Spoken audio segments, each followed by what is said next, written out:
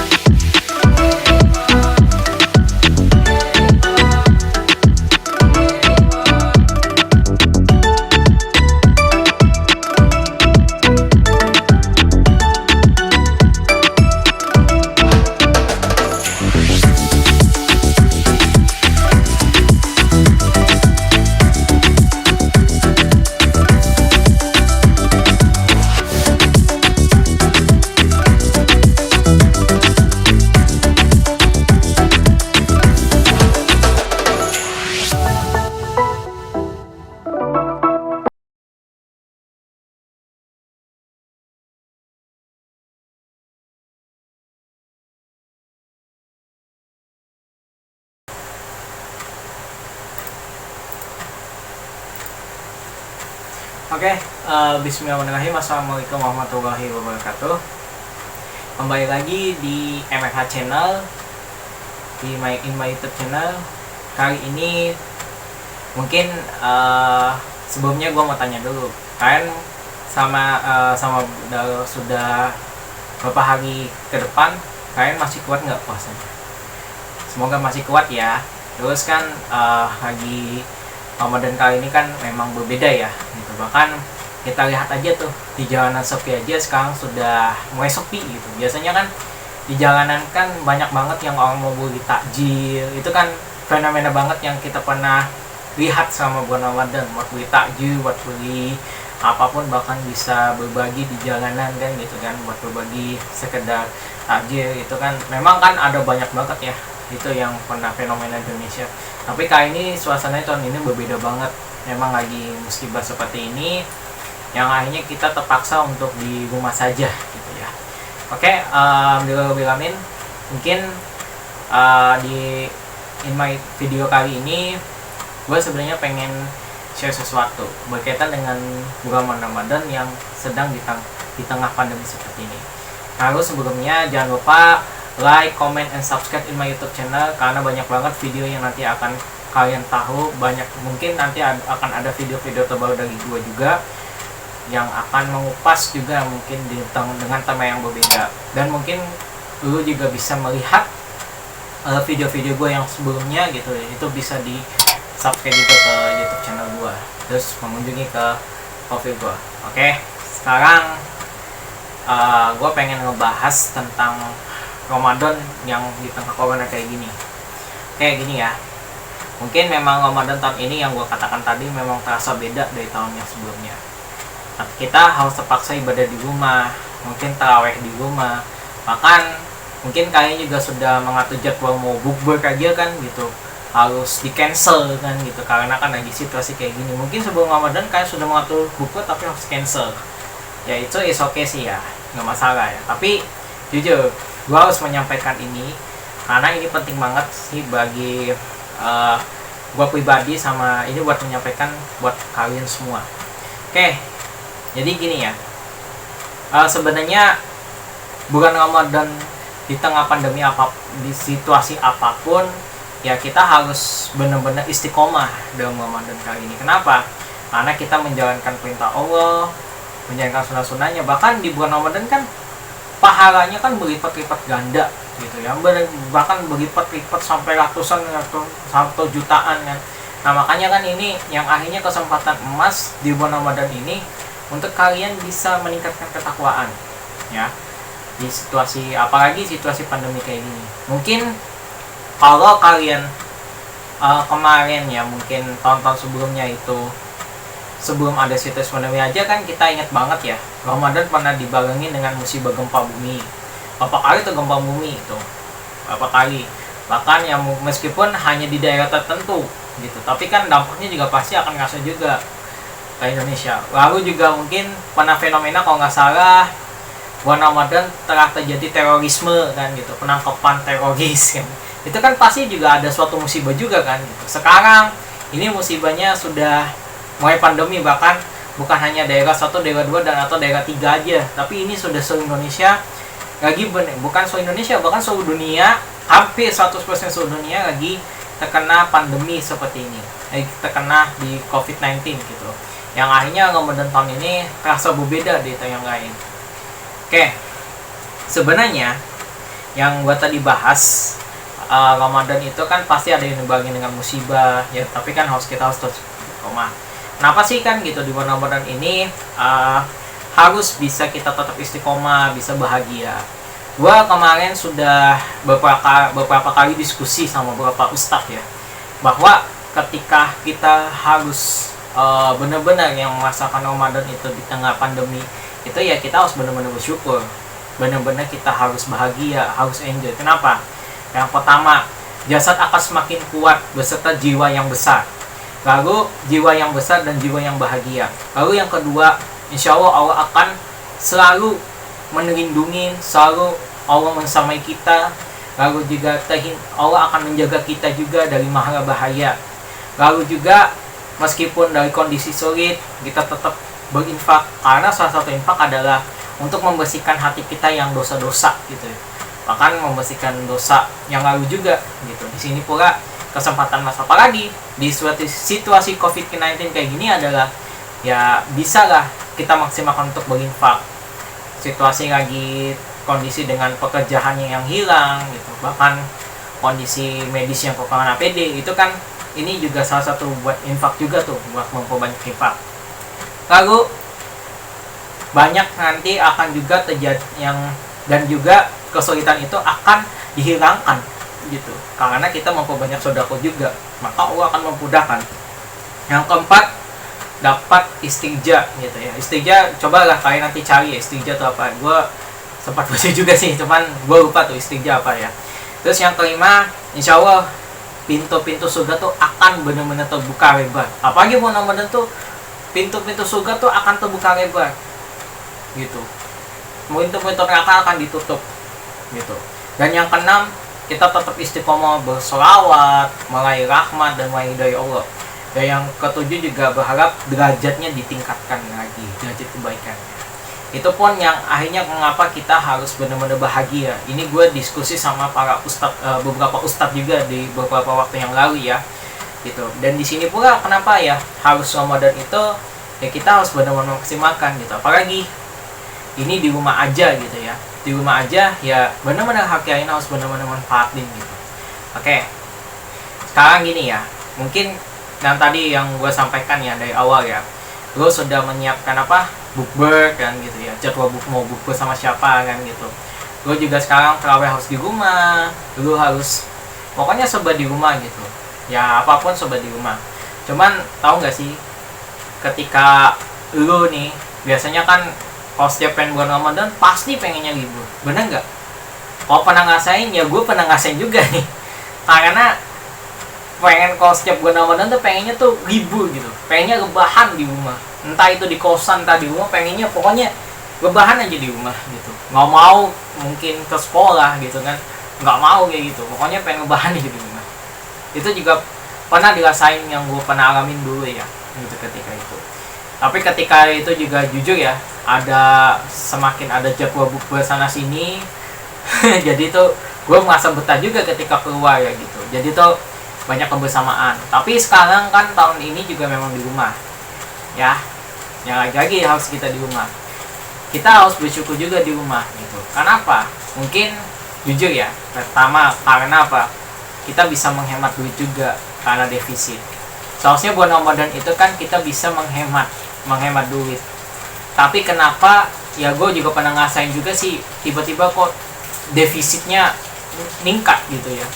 Gue sisa uang jajan kok defisitnya ningkat gitu. Nah ini ada yang salah juga kan gitu. Mungkin karena ini, karena itu, mungkin gue juga, mungkin dari kalian juga kurang mengatur pola keuangannya, akhirnya defisitnya juga semakin banyak. Yang kedua, yang akhirnya yang membuat kita semakin ada di rumah adalah ya, kita membangun di rumah-rumah itu dengan membaca zikir, terus dengan menghidupkan Quran gitu. Bahkan kita berdakwah juga di keluarga, dan itu pula yang akhirnya yang ada rasa bersyukurnya juga gitu. Bahkan sebelum pandemi kayak gini, kita tuh ya kadang sih pernah sama orang tua gitu, tapi kadang juga banyak kan di luar karena ada jadwal mau ada bukber sama ini, bukber sama itu kan gitu. Oke. Sekarang karena kan ini hostnya penuh bersyukur gitu. Nanti gue pengen bahas ke buku ya, tapi di sini ada intermezzo dulu, yang awalan dulu gitu.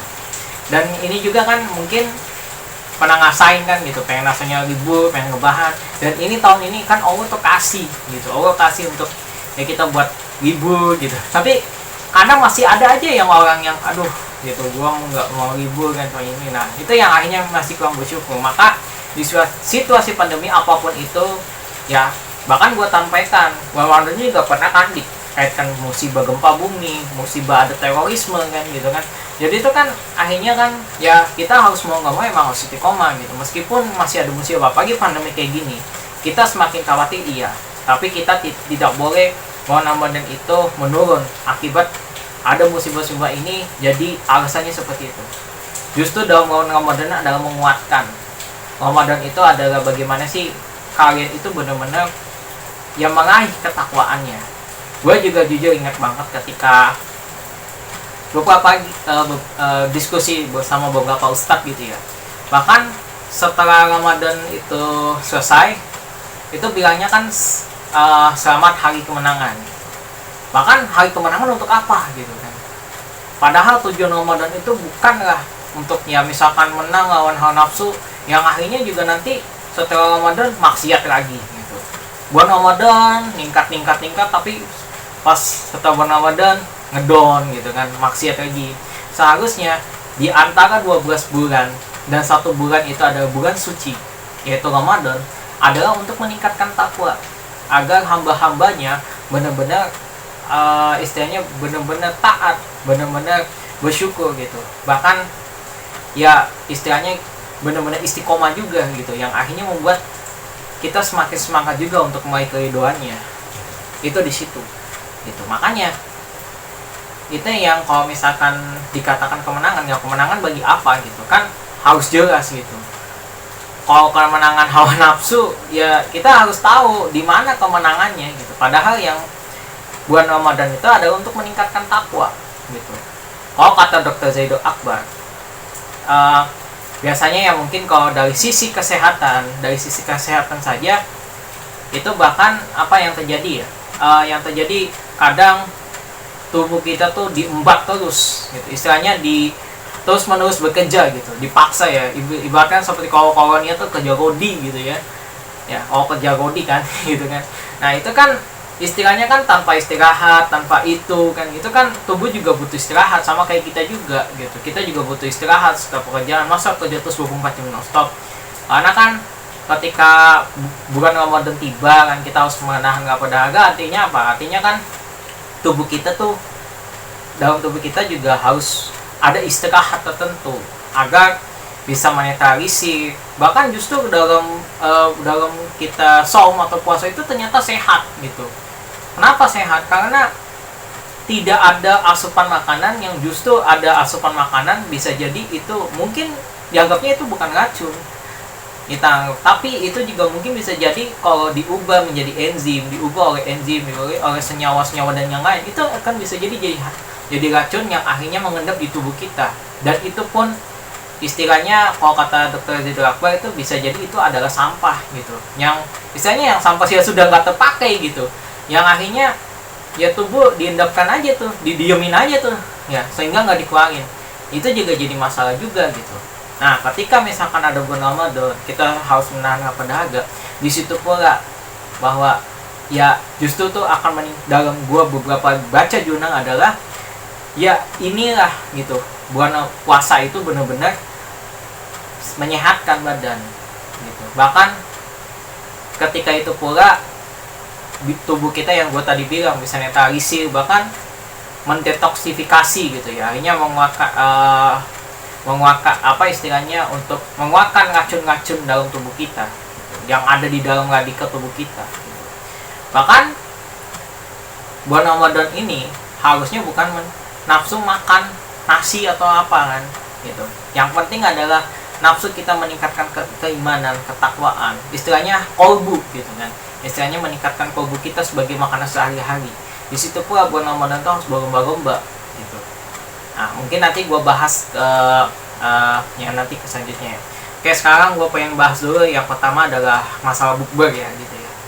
Kenapa sih kan gitu, mungkin bukber sekarang ya mungkin lu udah jadwal dari bulan sebelumnya, ya lu harus cancel gitu bukber gitu. Padahal jujur ya, gue inget banget, gue juga sempat diskusi, lihat video ya beberapa channel juga di YouTube gitu ya.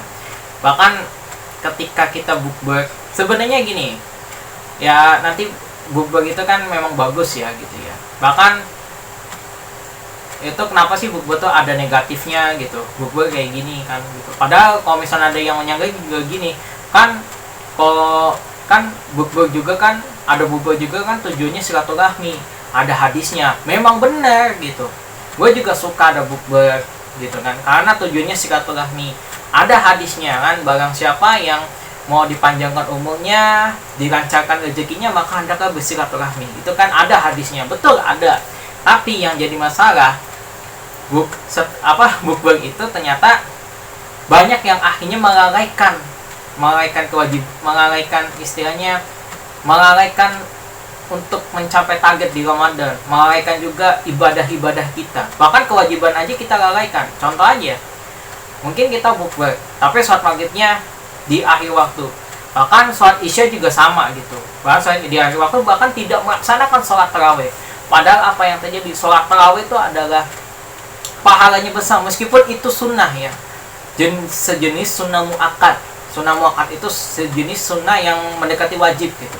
Ternyata bukan tarawih aja yang sunnah muakkad, tapi ada tahajud juga gitu. Tahajud juga sejenis sunnah muakkad gitu. Tapi tarawih meskipun sejenis sunnah, tapi itu pahalanya gede gitu. Bahkan dosa-dosanya aja, dalam hadis aja dosa-dosanya aja diampunin, meskipun dosa kita sebesar lautan loh. Makanya itu jangan disia-siakan kalau misalkan kita bukber tapi malah melalaikan tarawih kita, tidak dikerjakan. Banyak kemarin, mungkin gue inget banget pada saat itu juga pernah ketemu teman bilangnya gini, kan tarawih sunnah. Iya sunnah nggak dapat dosa, betul. Gue inget ya, mungkin pada saat sekolah sunnah itu dikerjakan dapat pahala, nggak dikerjakan memang nggak dapat dosa. Tapi kalau nggak dikerjakan itu rugi. Kenapa rugi? Lo hanya mengerjakan fardu ain doang gitu. Lo hanya mengerjakan fardu ain, yang hanya mengerjakan apa ya, sholat, yang misalkan fardu ain doang kayak sholat gitu. Terus melaksanakan puasa wajib di Ramadan doang, tapi nggak melaksanakan sunnah-sunnah lain, ya ibaratkan seperti anak kecil yang baru belajar gitu, seperti anak kecil yang masih belajar gitu. Seharusnya ketika misalkan kita udah mencapai dewasa, ya itu yang harusnya yang kita kita memperbanyak amalan. Bahkan mungkin bisa jadi aja kewajiban atau fardu-fardu kita banyak yang bolong gitu. Tapi ada sunnah-sunnah ya yang akan menambah-nambahnya. Jadi kan banyak banget kan sunnah-sunnah juga membantu yang bolong-bolong dari kewajiban-kewajibannya. Di situ pula yang harusnya kita berpacu, tapi bukan berpacu dalam melodi, tapi berpacu untuk meningkatkan ketakwaan. Kita ingat banget ya, bahkan ini juga yang akhirnya yang kita yang harusnya benar-benar tekad gitu. Ini yang jadi masalah juga gitu di bukber gitu. Bahkan bisa jadi saja gitu, yang tadi selain melalaikan ternyata bisa jadi menghilangkan pahala puasa, bukan membatalkan tapi menghilangkan pahala puasa. Ya mungkin sebelum bukber kan kita kumpul dulu kan, biasanya kan kumpul-kumpul ngobrol, bisa jadi mungkin tanpa kita sadari kita dalam obrolan itu ada gonimah, gibah gitu, yang akhirnya terjadilah di situ ada yang menghasut juga, ya itu yang akhirnya menghilangkan pahala puasa, mengurangi pahala puasa, yang sampai menyusut pahala puasa kita, yang akhirnya bisa bukber itu tanpa kita sadari kita ngobrol-ngobrol dan pembicaraan sebelum maghrib tiba, akhirnya yang terjadi adalah nggak disadarin pahala puasa kita nyusut gitu. Makanya gitu Allah kasih kesempatan kita bukber with family gitu. Kenapa? Ya ini yang harusnya kita karena ya kita harus benar-benar Allah pengen dekat sama keluarga kita, biar kita banyak waktu kita with family lah gitu lah, bantu-bantu orang tua masak atau bantu-bantu buat bersihin nyapu atau apa, itu kan enak tuh, atau jadi bisa nggak repotin juga gitu. Coba kalau bukber yang mungkin tadi gue bilang, bisa jadi defisit kita defisitnya sampai bengkak banget kan, itu kan yang jadi masalah juga gitu. Ini yang terjadi kan gitu. Bahkan ya itu juga bukber itu sampai ya istilahnya ya itu yang tadi yang sampai akhirnya melalaikan gitu. Sebenarnya ya gue setuju bukber itu memang ada, bukan berarti nggak boleh, emang bukber itu setuju, cuman jangan sampai melalaikan juga gitu sholat maghribnya. Bahkan ada aja tuh ya, gue pernah ngasain juga sih ketika dulu ya, bukan sekarang, dulu pada saat gue masih sekolah ada mungkin jadwal bukber, tapi apa yang terjadi gue juga sempat melalaikan maghribnya, bangun sholat tarawih juga tidak pernah dilaksanakan, sholat isya juga dilalaikan gitu. Dan bahkan itu yang terjadi di dalam diri gue tuh ada tuh pada saat bukber. Bukan gue nggak menyalahkan teman-teman gue, memang ini salah gue sendiri tuh, karena gue juga sempat mengalami yang namanya istilahnya gitu, karena seharusnya gue harus berpikir gitu, harus tarawih gitu kan, harus sholat maghrib juga nggak boleh diundur gitu. Nah itu yang jadi masalah juga gitu. Oke, lalu juga nih gitu dalam itu yang bisa jadi juga kan gitu dalam bukber ini yang tadi gitu, sampai akhirnya menyusut juga pahala puasa kita gitu, bahkan sia-sia lah gitu, hanya sebatas dan dahaga doang. Bahkan di sini ada hadisnya ya dari suatu wilayah mana tuh, wilayah Abu Hurairah ya. Abu Hurairah tuh mengatakan gini, memang betapa banyak orang berpuasa kamu tidak mendapatkan apapun dari puasanya, terus mainkan hanya rasa lapar dan dahaga doang gitu. Ini bukan dari Abu Hurairah ya, ini dari Nabi SAW bersabda dari Syekh Syuaib Al-Naud bahwa mengasahkannya jahit gitu. Hadis riwayat Ahmad. Nah lalu nih yang dari Abu Hurairah nih, mana tuh? Barang siapa yang tidak meninggalkan perkataan dusta gitu, bahkan malah mengamalkannya, Allah nggak butuh yang namanya lapar dan dahaga yang dia tahan. Nah ini yang jadi masalah juga gitu. Emang lapar dan dahaga dapat pahala, tapi satu yang dapat pahala gitu, karena kita terlalu yang tadi gue katakan, bisa jadi itu ada gonima, ada gibah dan menghasut, yang akhirnya menyusut pahala puasa kita. Ini ada hadisnya dari Abu Hurairah. Bahkan ada dari sebagian salafi juga mengatakan tingkatan puasa yang paling rendah hanya meninggalkan minum dan makan doang.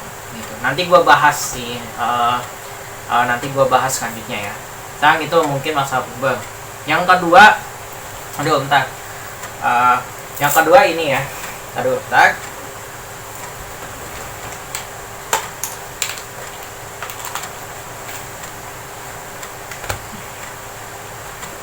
Yang kedua, mungkin sekarang sholat tarawih harus di rumah, apa-apa harus di rumah ya.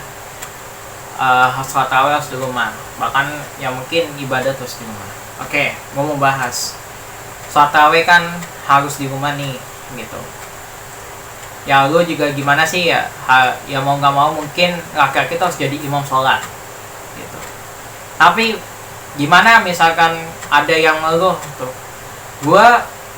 misalkan gue kan di keluarga gue tuh laki-laki cuma satu, gue diri doang, tapi gue belum mumpuni nih jadi imam, gue belum mumpuni nih karena gue juga bawa hafalannya Al-Ikhlas, Anas dan Al-Falaq doang gitu. Gue belum bisa menghafal surat-surat selain yang 3 itu gitu.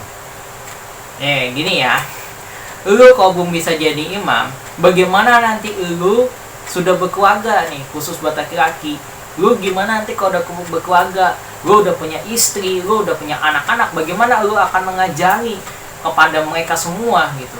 Kalau misalkan lu nggak bisa, nanti gimana gitu buat mendidiknya. Ini gue nanti akan nyambung juga ke bagian yang mungkin kegiatan yang untuk sama Ramadan tengah pandemi itu yang di bagian terakhir ya.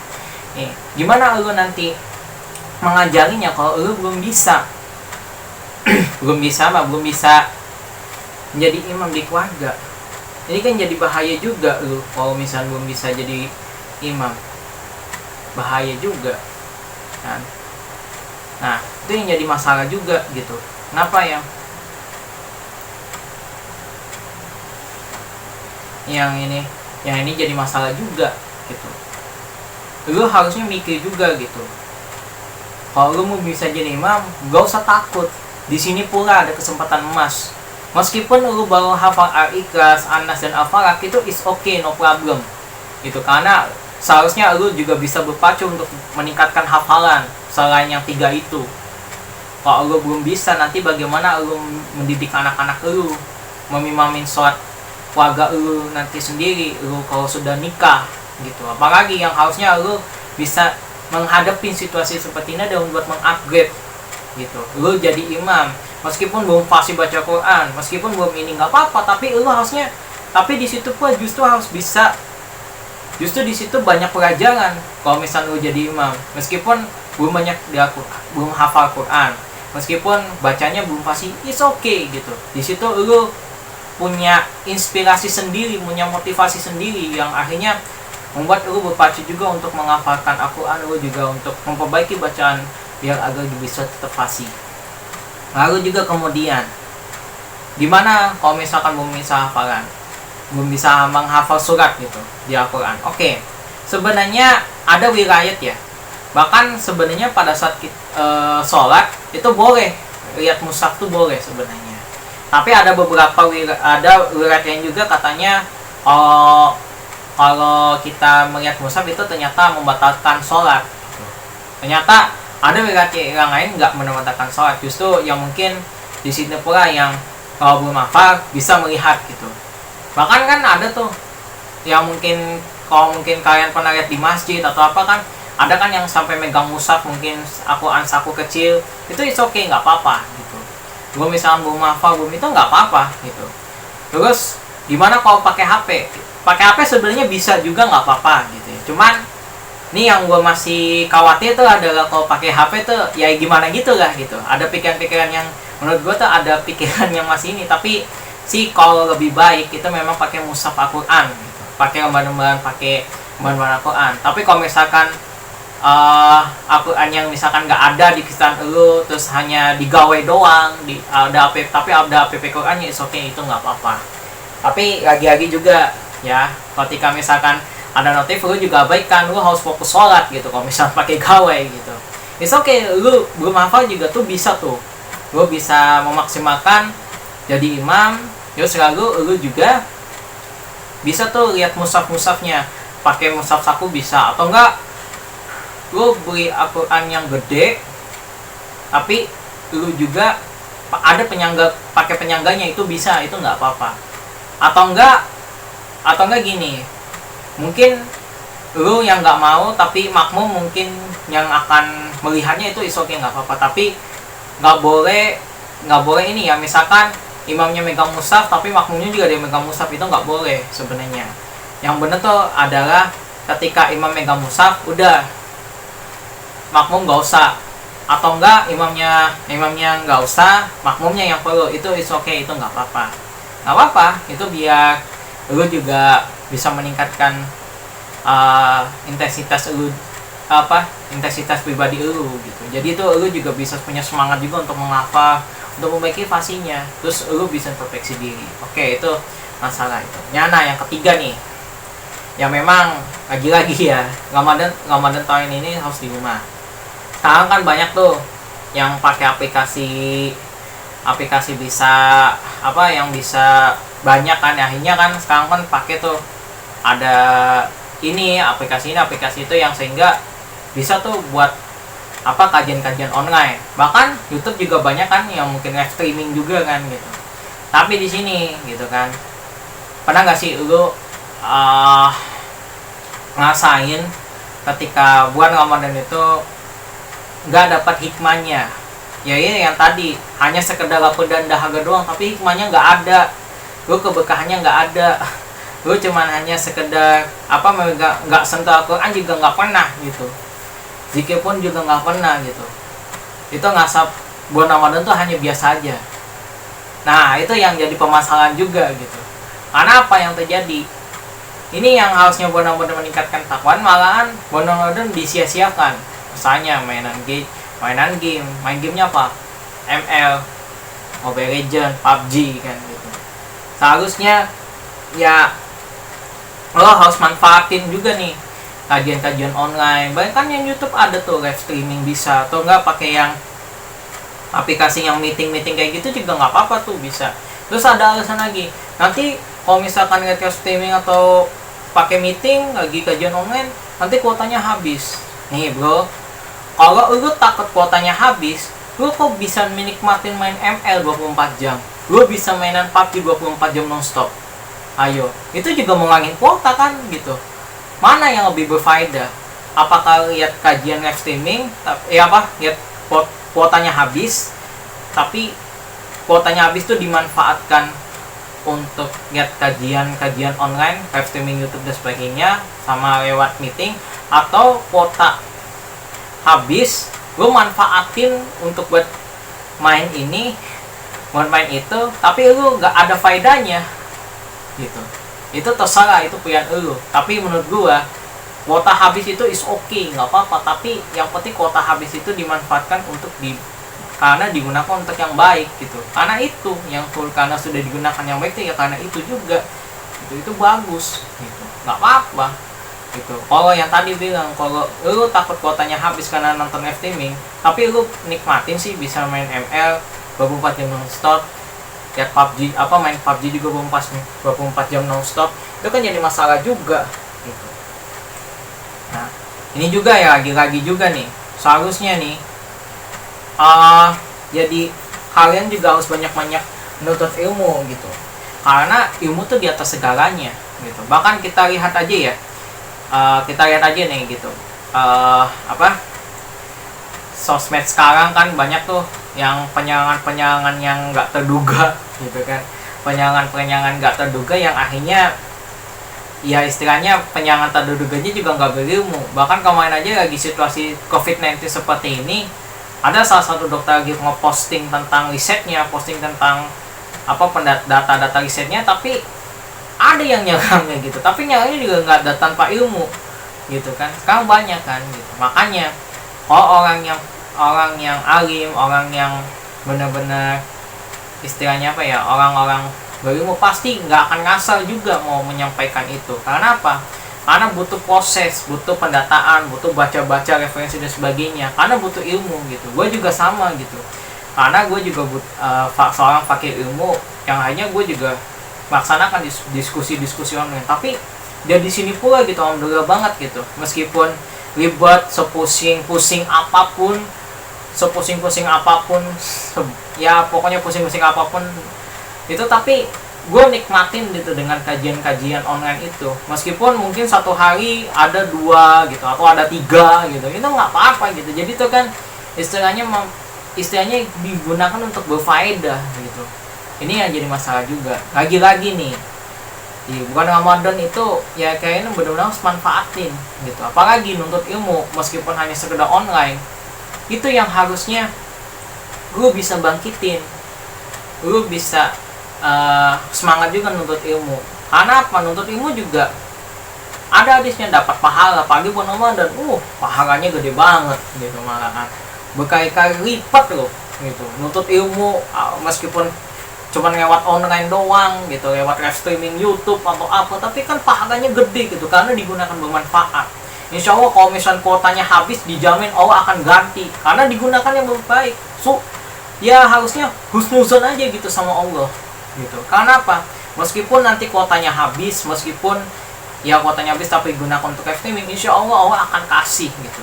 Lu husnuzon aja sama Allah, percaya sama Allah akan kasih lebih baik gitu dari apa yang lu mau. Bahkan kan dalam surat Al-Baqarah 216 kan, Allah mungkin belum tentu menurut kamu itu baik, tapi menurut Allah itu belum tentu baik.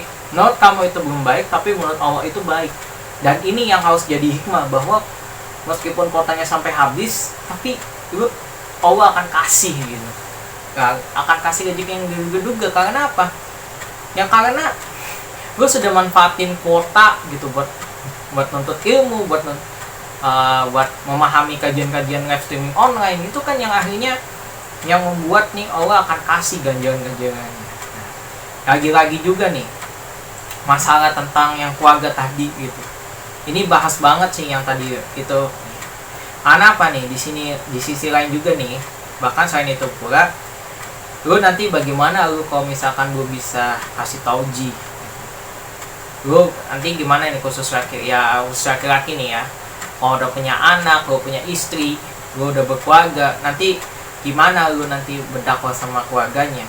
Bahkan kan gini ya, bahkan ketika lu nikah bukan karena agama gitu, emang sih ada 4 pilihan nih.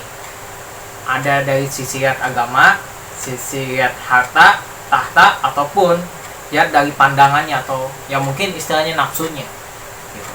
Kalau mungkin hanya sekedar dari harta atau dari ini, mungkin bisa nggak sampai terjadi ada istilahnya tetap langgeng, ya walam gitu. Tapi kalau misalkan kita lihat menikah karena dari sisi agama, insya Allah akan kasih lebih-lebih. Bahkan rezeki pun Allah akan dilancarkan. Bahkan bahkan akan menjaga pandangannya dari godaan-godaannya gitu. Makanya kan gitu, dengan tujuannya menikah kan adalah untuk ibadah. Bahkan ada yang katakan kan kalau nikah itu untuk menghindari juga gitu dari kezaliman. Bahkan kan dalam Al-Quran kan Allah menciptakan suatu makhluk yang berpasang-pasangan gitu. Dan juga jangan sampai yang akhirnya ketika kita tidak dilihat di sisi agamanya, nah itu yang akhirnya godaan itu makin banyak gitu. Godaan-godaan itu pasti akan lebih banyak. Tapi kalau misalnya dari sisi agama, insya Allah akan lagi langgeng. Makanya kan ada yang mengatakan semoga sakinah, mawaddah, warahmah. Itu adalah sebuah doa. Sebuah doa apa? Untuk mencapai rahmat, biar kehidupan rumah tangganya langgeng. Itu yang harus yang dicari itu di situ. Apalagi lu nanti kalau udah punya anak, lu bagaimana mendidiknya? Emang laki-laki kewajibannya mencari nafkah? Iya, betul, laki-laki mencari nafkah gitu. Tapi apakah hanya sekedar mencari nafkah doang? Gitu. Hanya sekedar mencari nafkah doang? Enggak kayak gitu. Kita boleh mencari nafkah, repot sampai 24 jam, lembur sana sini demi membiayain ini itu gitu. Tapi masalahnya ketika lu misalkan cuma hanya mencari nafkah doang, apakah yang didapat faedahnya? Terus bagaimana lu mengajarkan anak-anak? Apakah cuma diserahkan ke istri doang gitu? Gue mau kasih sedikit aja ya. Mungkin lu bisa nanti selengkapnya lihat di YouTube-nya Ustadz Felix juga, itu banyak banget mengupas tentang pernikahan gitu. Bahkan baru-baru ini juga Ustadz Fexio lagi mengupas tentang bagaimana nanti nikah itu, bagaimana nikah sama ini sama itu kan gitu. Bahkan sama kalau nggak salah ada Ustadz Bendy. Ustadz Bendy juga tentang parenting, tentang nanti nikah juga ada di situ. Gue bisa cari nanti di YouTube. Gue nyampaikan sedikit aja sih, biar nanti lo juga bisa memperdalam lagi, lo introspeksi juga gitu ya. Nah di sini pula lo kalau hanya sekedar sebagai mencari nafkah, apa buat pendidikannya, bisakah kalian memberi gitu istilah didikan yang baik? Padahal anak-anak dilahirkan adalah madrasah keluarga itu sebagai madrasah pertama gitu. Banyak kan sekarang mungkin nanti dulu karena sebagai madrasah yang pertama, di sini pula yang akhirnya orang tua tuh sebagai madrasah pertamanya bagi anak-anak, dan sebagai laki-laki sebagai suami itu istilahnya sebagai kepsek sekaligus pengatur kurikulumnya, dan ibu adalah gurunya untuk mengajarkan anak-anak. Nah itu yang harusnya diembankan, yang harusnya benar-benar kita genjotkan. Tapi ketika ini sekarang kan banyak kan fenomena yang akhirnya terjadi konflik in family itu banyak banget kan. Karena apa? Karena memang ada yang ketidaksesuaian gitu.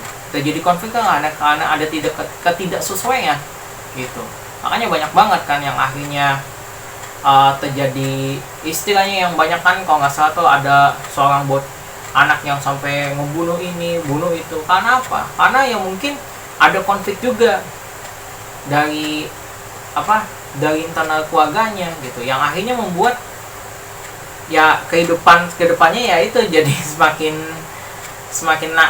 keras gitu kan, yang akhirnya karena nggak mengajarkan didikan anak yang baik gitu. Nah ini yang akhirnya jadi pertimbangan juga gitu. Kalau nikah nggak dilihat dari sisi agamanya, ya walau nanti apa yang akan terjadi gitu. Kalau misalkan dia dari sisi agamanya, insya Allah akan kasih kemudahan, kasih rezeki yang halal. Bahkan gue sempat ya ini juga diskusi juga sama beberapa ustadz kemarin tentang tentang nikah itu yang baik itu gimana gitu. Makanya di sini pula kan gitu, insya Allah akan memperlancar rezekinya. Untuk kalau misalkan lihat agama benar-benar akan langgeng, bahkan benar-benar juga akan menjaga kita dari mara bahaya, dari godaan-godaan. Banyak kan mungkin tahu nggak, lu mau kasih kisah aja ya, lu tahu nggak apa yang disukain iblis? Yang disukain iblis apa? Yang disukain iblis adalah ketika terjadi divorce yang bertebaran. Itu iblis, itu yang iblis paling senang banget tuh. Iblis paling senang banget ketika misalkan terjadi terjadi divorce itu ya. Itu yang akhirnya membuat didikan ya, karena itu terjadi konflik ya, itu terjadi divorce ya, itu yang hanya disukain para iblis, disukain iblis. Sebenarnya divorce itu adalah jalan terbaik, tapi Allah tuh benci ketika divorce tuh. Udah kasih, udah kayak gini, udah ini, tapi lu melalaikan amanahnya. Apalagi dalam nanti nikah, setelah nikah itu memang tanggung jawabnya besar, dan amanah yang harus ditangguhkan adalah menjaga amanah dari Allah yang sudah titipkan gitu. Kalau lu nanti misalkan divorce, berarti lu juga melalaikan amanah dari Allah. Ini yang jadi permasalahan juga. Apalagi di situasi pandemi seperti ini, lu harus bisa mendidik anak. Makanya tuh lu harus banyakin mantepin ilmu gitu. Bagaimana nanti kita berkeluarga. Misalkan ada yang mengatakan kayak gini, ya gue belum bisa gitu mengasih dakwah gitu kan, masih ini, gue juga ilmu agamanya juga masih cetek gitu, gue juga kan nggak gelar LC, nggak gelar MAG dan sebagainya. Bro, kalau lu belum gelar LC, MAG, belum istilahnya belum fase dan sebagainya, yang namanya dakwah itu sampaikan saja.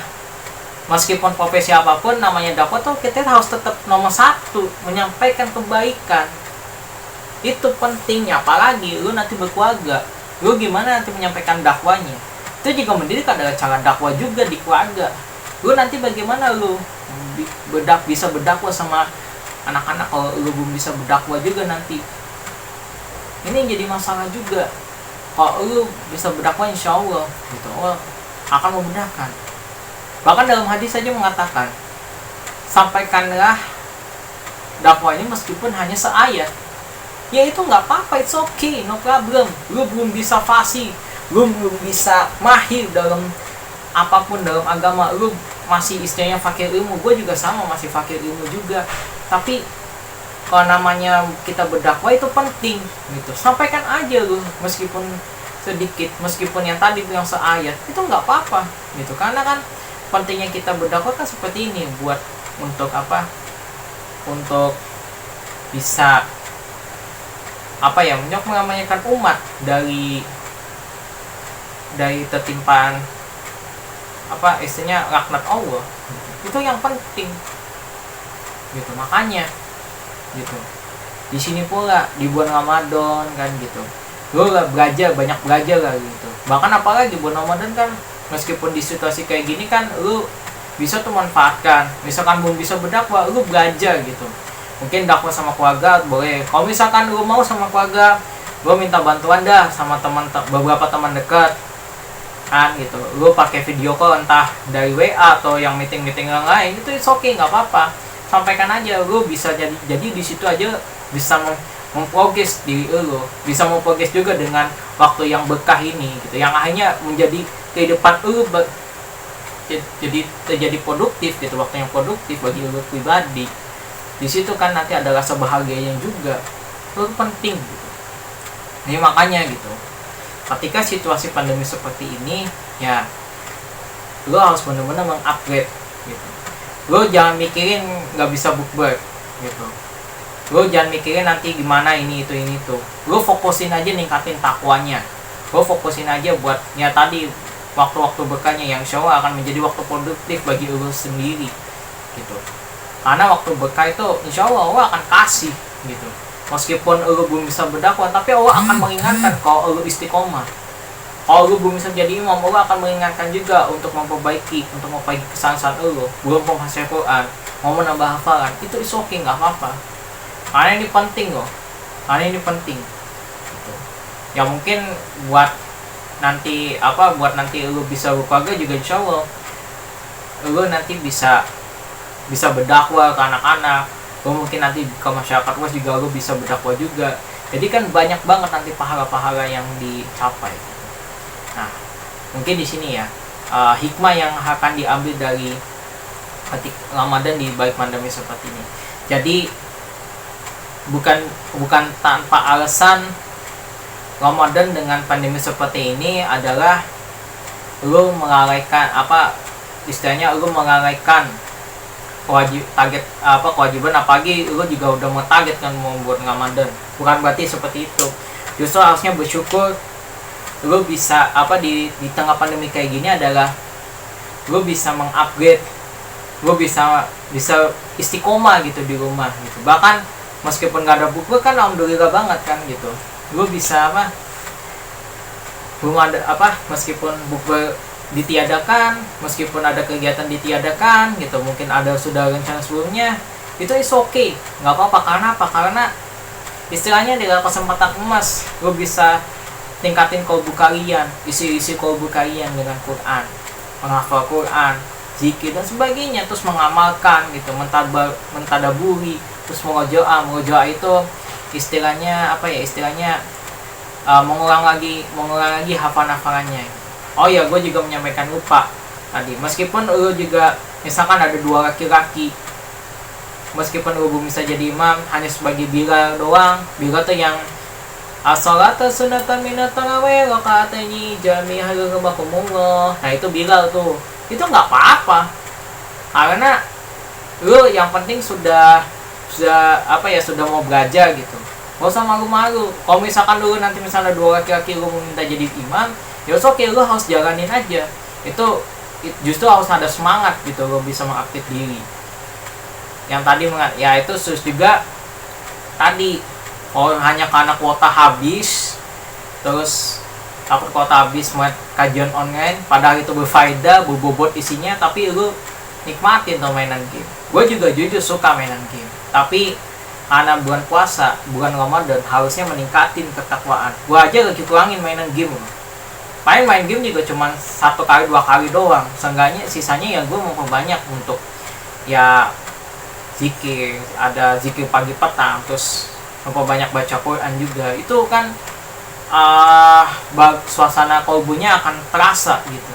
Makanya yang tadi gue katakan, pernah nggak mungkin ngerasa Ramadan itu hanya biasa saja, hanya sebagai lapar dahaga gitu. Makanya kan di situ pula. Dan insya Allah juga ya, ketika misalkan nanti bulan Ramadan telah berakhir, ya semoga aja takwa kita masih tetap istiqomah. Dan lalu juga jangan sampai bulan Ramadan itu hanya sebagai ritual, kalian rajin ibadah, tapi ketika setelah Ramadan sudah selesai, lu kembali lagi maksiat, sholatnya dilalaikan, bahkan baca Quran aja jarang. Itu yang harus dihindari gitu. Seharusnya bulan Ramadan itu mengupgrade diri kita, yang harinya ketika setelah bulan Ramadan adalah berpacu untuk meningkatkan ketakwaan. Itu untuk istiqomah. Yang kangen puasa kan mungkin bulan Syawal bisa ditambah 6 hari. Bahkan kan kalau ditambah 6 hari kan pahala puasanya setahun. Pahala puasanya setahun. Kan itu kan banyak banget kan istilahnya dakwah kita, istilahnya dalam diri kita yang benar-benar pahala kita udah berlipat-lipat ganda. Lalu kangen lagi puasa Senin Kamis dirutinkan, mungkin bisa jadi puasa Senin Kamis dirutinkan. Lalu puasa ayam ubid itu puasa pertengahan bulan, tapi bukan kalendernya di kalender Masehi, tapi di kalender Komari atau kalender Hijriah. Biasanya di antara tanggal 13, 14, 15, tapi kecuali di bulan Zulhijjah. Bulan Zulhijjah kan karena tanggal 11 sampai tanggal 13 itu kan hari tasyrik gitu. Jadi biasanya pakai dari sekitar tanggal 14, 15, 16 itu bisa puasa lebih. Lalu puasa Daud terus dirajinkan. Kan itu kan jadi nama-nama pahala juga kan gitu. Nah, di situ pula yang akhirnya lo setelah Ramadan insya Allah lo dapat keberkahan, banyak timbal baik dan ada hikmahnya gitu. Jangan sampai kayak gitu lo buat Ramadan gak dapat apa-apa karena lo gak sungguh-sungguh hanya sekedar lapar dan dahaga doang, tapi lo gak bisa menikmati Ramadan itu apa yang lo cari gitu.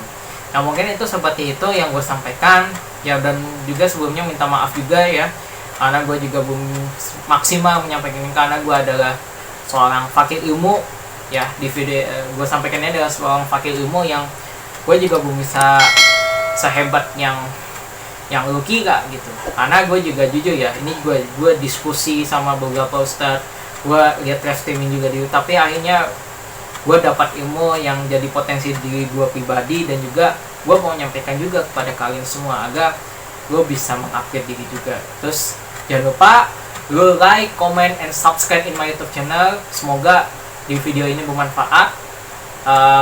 Kurang lebihnya mohon maaf gitu. Semoga puasa kalian juga tetap lancar meskipun di tengah pandemi kayak gini. Insya Allah setelah kita benar-benar akan seperti bayi yang baru lahir, alias dosa-dosanya hilang gitu.